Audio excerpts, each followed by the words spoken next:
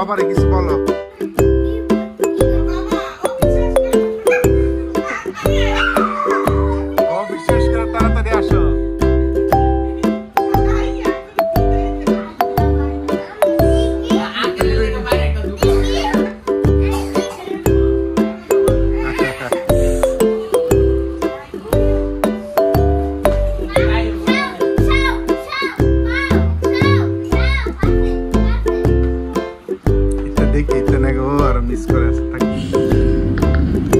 আজকে আমরা দ্বিতীয় দিনের মতো রওনা দিয়েছি জাফলং এর উদ্দেশ্যে। জাফলং যাব, তারপর খাসিয়াপল্লি যাব, খাসিয়াপল্লিতে আসার পর ঝর্ণা দেখবো, তারপর জাফলং।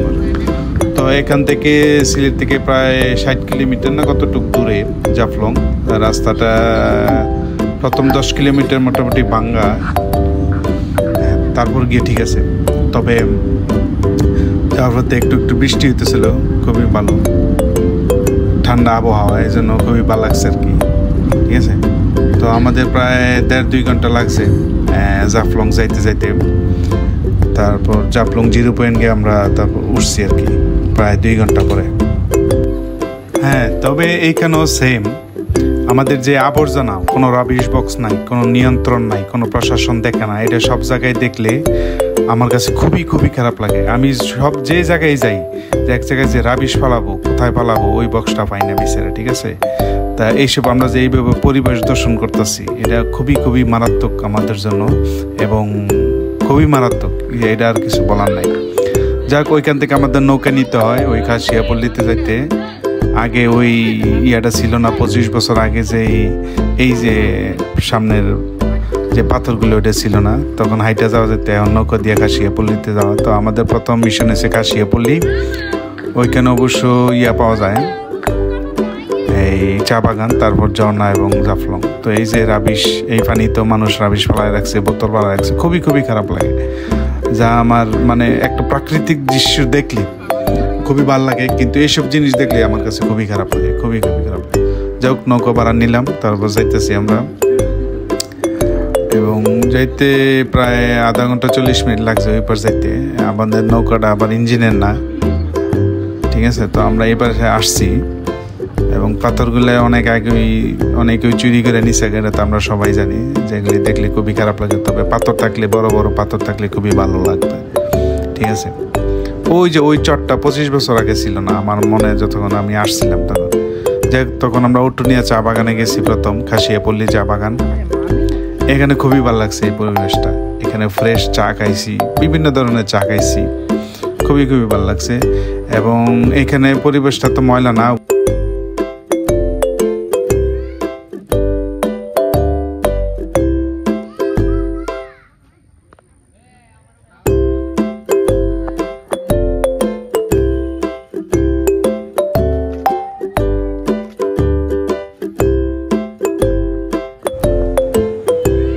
এই চা বাগানের ডান পাশ দিয়ে যে রাস্তাটা গেছে, এটা অবশ্য সরকার চাইলে বা প্রশাসন চাইলে আরো সুন্দর করতে পারে। এখনো মাটির রাস্তা আছে। জনগণ কি চায়, মানে দর্শক কি চায়? দর্শক চায় সুন্দর জিনিস, পরিষ্কার জিনিস। যদি সুন্দর, প্রশাসন সবসময় মানুষের আগে থাকতে হবে, সিঙ্গাপুরের মতো, চায়নার মতো। ঠিক আছে, মানুষ পৌঁছানোর আগে প্রশাসন পৌঁছাবে। এই যে এই রাস্তাটা অনেক সুন্দর করা দরকার ছিল, একদম লাস্ট পর্যন্ত। এখন এরকম অবস্থা, তো মানুষ তো যাইতো না। যদি সুন্দর থাকতো, অটো বা রিক্সা একদম লাস্ট পর্যন্ত যাইতো। ঠিক আছে, একটা জিনিস কি বলে, পর্যটক এরিয়ার মধ্যে সবচেয়ে ইম্পর্টেন্ট হচ্ছে সৌন্দর্যতা এবং রাস্তা, পরিবেশ, বসার পরিবেশ, রাস্তার পরিবেশ, যাওয়ার পরিবেশ, এগুলি ভালো থাকতে হবে। ঠিক আছে, তাহলে আমরা যদি চাই, ঠিক আছে, সুন্দর পরিবেশ, তাহলে রাস্তা ভালো করতে হবে। আর দ্বিতীয় কথা, এই যেই চা স্টলগুলায় তারা এখানকার চায় বিক্রি করে, পরিবেশটা এখানে খুব খারাপ। তারা কিন্তু চেষ্টা করলে পারে যে প্রত্যেক দোকানের সামনে রাবিশ বক্স থাকবো। ঠিক আছে, যেই চা খায়, আমরা যে প্লাস্টিক কাপ বা পিভিসি কাপ দিয়ে খাই, ওই কাপগুলো আমরা রাবিশ মানে তাদের বিনে ফেলাইতে পারি, রাবিশ বিনে। কিন্তু তারা এখনই কোনো রাবিশ বক্স নাই বলতে ছিল। হয়তো বা 2-1টা দোকানে আমি দেখছিলাম আজকে, কিন্তু সব দোকানে নাই। ঠিক আছে, এটাও আমরা মানে ওই স্ট্যান্ডার্ডে গেলাম না, মালয়েশিয়া বা সিঙ্গাপুর বা চায়নার মতো গেলাম না। ঠিক আছে, এখানে প্রশাসন আপনাদেরকে দোকান জাস্ট বইলা দিতে পারে দোকানগুলো যে আপনারা সবাই রাবিশ বক্স সামনে রাখবেন, যে দেখায় রাবিশ বক্স ফেলায় নিয়ে আপনারা যে নির্দিষ্ট স্থানে নিয়ে ফেলাইবেন, ঠিক আছে, এটা বলতে পারে, কোনো অসুবিধা নেই। কিন্তু হয়তো বা প্রশাসন এখানে আসে কিনা জানি না, ঠিক আছে। এখন আমার কেন লাগাতে, আমার মতো যারা বা আপনাদের মতো যারা দেশ বিদেশ করে, ঠিক আছে, তাদেরকে যেখানে একটু খারাপ অবস্থা দেখলে বা নোংরা দেখলে খুবই খারাপ লাগে, ঠিক আছে। তো যাই হোক, এখানে বিভিন্ন ধরনের চাদর পাওয়া যায়, চা পাওয়া যায় এবং বিভিন্ন ধরনের কফিও পাওয়া যায়, ঠিক আছে। তারা হয়তো নিজস্বভাবে তৈরি করে নেয়। তো এটার পর খাসিয়া পল্লী। তো এই চা বাগানটা 25 বছর আগে একবার আসছিলাম, ওই সময় আমার সঠিক মনে নাই যে এর ওই সময় ছিল কি ছিল না।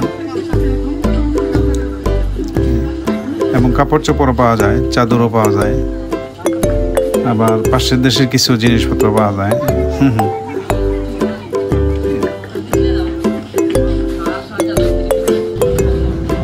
বেডশিটও পাওয়া যায়, শাল, চাদর, গামছাও পাওয়া যায়।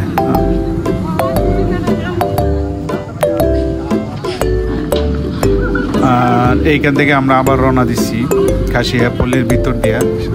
এরা অবশ্য দোতলায় সবসময় বাসা করে, খুবই ভালো লাগে। এবং এখানে একটা জমিদার পল্লীর বাড়ি আছে, যেটা মানে এখানকার জমিদার ছিল।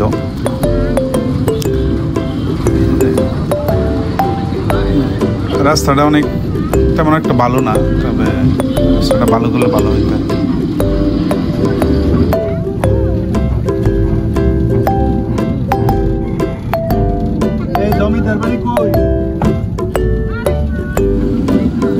এবং বরাবরের মতো যে কোনো আমরা যাম, বরাবরের মতো যে কোনো টুরিস্ট প্লেসে আমরা যাম, আমি আশা করি এবং কর্তৃপক্ষের কাছে অনুরোধ করি যে ওইখানে যাতে প্রশাসন থাকে, ঠিক আছে, মানে কর্তৃপক্ষ থাকে, যে কোনো একটা কর্তৃপক্ষ থাকলে যে আমরা যাতে মানে বিশৃঙ্খলা কোনো কিছু না করি, শৃঙ্খলাভাবে সব কিছু করি, ঠিক আছে। সব কিছু একটা সেফটি যাতে থাকে, ঠিক আছে, চিলড্রেন সেফটি, ওমেন সেফটি বা সিকিউরিটি, যাই হোক, যাতে আমাদের কোনো অসুবিধা না হয়। যাই হোক, পরবর্তী গন্তব্য আমাদের জাফলংয়ের আগের ছোট একটা ঝর্ণা, ঠিক আছে। তো ঝর্ণাতে অবশ্য বৃষ্টি ছিল পরশু দিন, এই জন্য একটু পানি আছে, অল্পই পানি। কিন্তু বৃষ্টি যদি না হয়তো 1-2 দিন আগে, তাহলে আমরা ওই পানিগুলো পাইতাম না। এই দেখা যায় একদম অল্প পানি।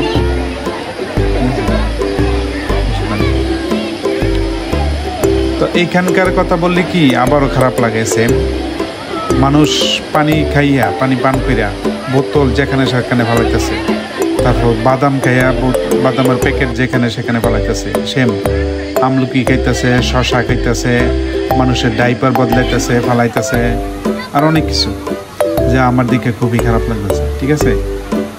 এখানে প্রশাসন 2-1 জন আছে, মাইকিং করতেছে যে উপরে যাতে না ওঠে, কিন্তু ওই রাবিশ বক্স আমি তেমন দেখি নাই যে নির্দিষ্ট রাবিশ বক্স, বা কেউ আমাদেরকে বলে, আমরা এরকম দেখিও নাই, বা কেউ বলে না, বা কোনো সাইন নাই যে এখানে কোনো আপনারা রাবিশ বক্স ফালাইবেন না, ঠিক আছে।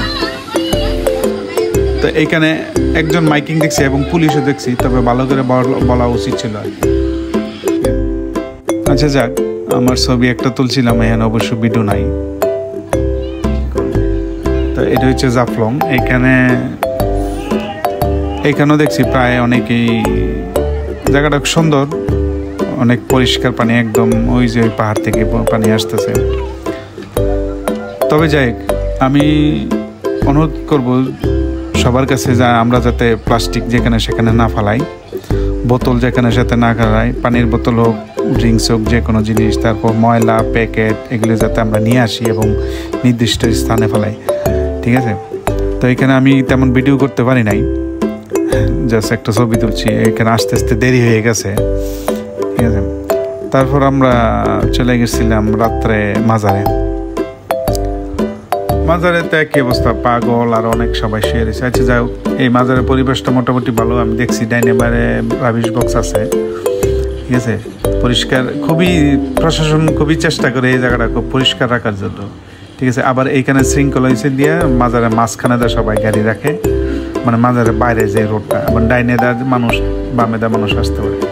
তো তবে আমাদের যে অবস্থা, সবাই মানে যাদের ঘরবিহীন তারা এখানে আসে থাকে। এ নিয়ে সবাইকে ধন্যবাদ। আজকে বিদায় সিলেট থেকে।